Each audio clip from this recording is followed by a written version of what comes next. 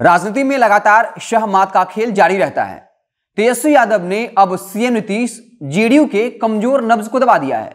तेजस्वी यादव ने एक post share किया है जहां पर स्मृति चिन्ह स्तंभ के मॉडल के साथ सीएम नीतीश की तस्वीर साझा की है और यह बताया है कि आजादी के बाद पहला ऐसा स्तंभ होगा जिसमें अशोक चक्र नहीं होगा।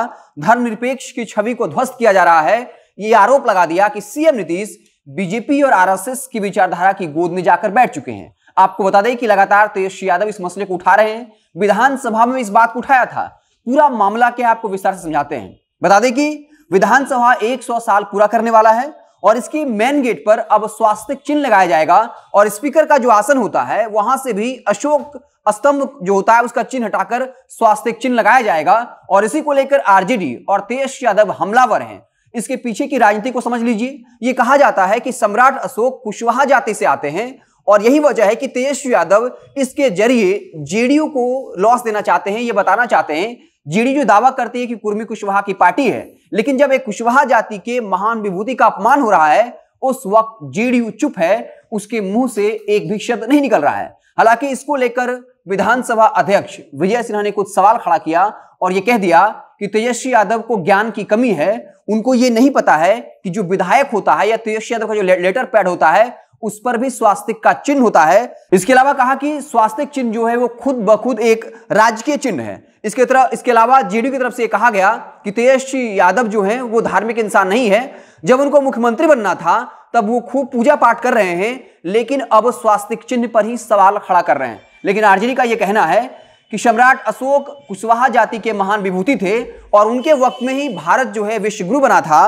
उन्होंने यह दावा किया कि अशोक स्तंभ को राष्ट्रीय प्रतीक चिन्ह माना गया, राष्ट्रीय झंडे में जगह दी गई, बहुजन हिताय बहुजन सुखाय उसी वक्त प्रचलन में आया था और इसका पूरा श्रेय सम्राट अशोक को जाता है। लेकिन अब एनडीए की सरकार कुशवाहा जाति के एक बड़े विभूति को अपमानित कर रही है। आपको याद होगा पिछले दफा दयाशंकर सिन्हा जिन्होंने सम्राट अशोक की आलोचना की थी और यह कहा गया कि इतिहास में सिर्फ उनके अच्छे पक्ष को दिखाया गया, बुरे पक्ष को नहीं दिखाया गया। उसके बाद जेडीयू की तरफ से लगातार हमला किया गया। यह कहा गया कि कुशवाहा जाति का अपमान किया गया। यहां तक बात चल पड़ी थी कि लगातार बीजेपी पर हमले के बाद खुद बीजेपी के प्रदेश अध्यक्ष संजय जायसवाल ने कह दिया था कि अगर जेडीयू इसी तरीके से हमले करती रही तो हमारे पास भी 70 लाख से ज्यादा बीजेपी के कार्यकर्ता हैं। अगर जेडीयू इस तरीके से हमला करेगी तो हमारे तरफ से करारा जवाब दिया जाएगा। और उस वक्त बीजेपी और जेडीयू के बीच जो लड़ाई छिड़ी थी हम लगातार आपको खबरों के माध्यम से बता रहे थे।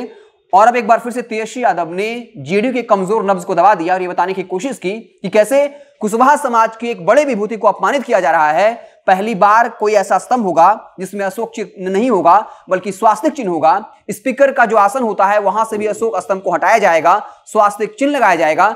लेकिन जेडीयू की सरकार चुप है, जो दावा करती है कि वो कुशवाहा समाज का प्रतिनिधित्व करती है। तो साफ तौर पे ये भी देखा गया 2020 के विधानसभा चुनाव में कुशवाहा जाति का वोट बैंक थोड़े स्तर पर ही लेकिन आरजेडी की तरफ शिफ्ट हुआ था।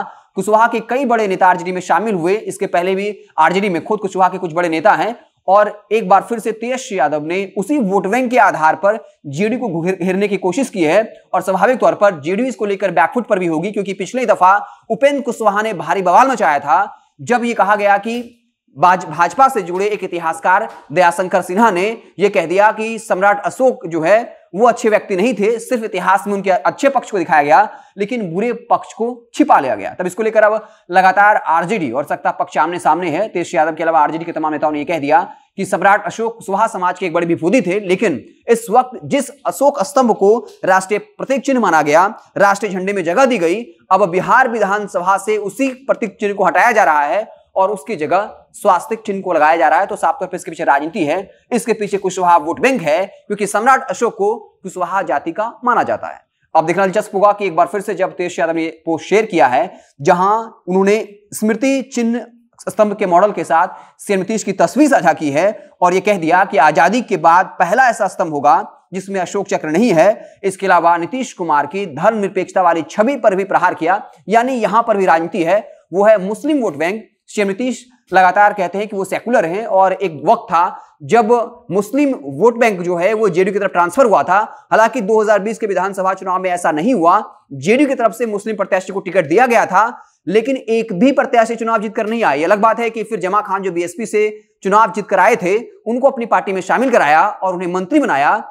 वहीं दूसरी तरफ आरजेडी की तरफ से सबसे ज्यादा मुस्लिम उम्मीदवार जीत कर आए थे, यानी 8 विधायक। ये पूरा मामला जो है वो वोट बैंक का है और राजनीति का है। तो अब देखना दिलचस्प होगा कि सत्ता पक्ष की तरफ से जब सीधे सीएम नीतीश पर हमला किया गया कि कुशवाहा जाति की एक बड़ी विभूति का अपमान किया जा रहा है, लेकिन सीएम नीतीश चुप हैं, तो अब देखने वाली बात होगी कि एक बार फिर से जेडीयू की तरफ से क्या कुछ बयानबाजियां होती, हमारी नजरें बनी रहेंगी। आप देखते रहें जनता जंक्शन। बहुत बहुत धन्यवाद।